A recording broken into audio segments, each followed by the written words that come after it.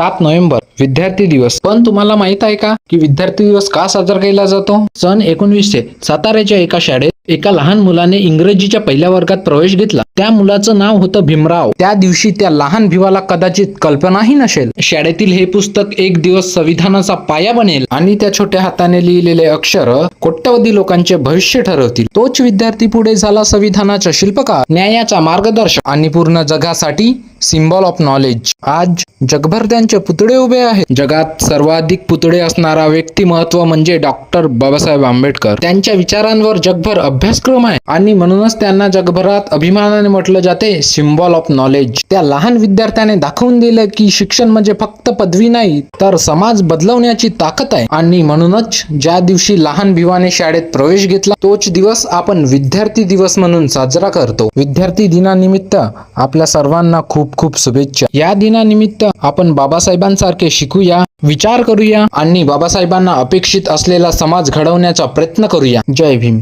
Namo Buddha.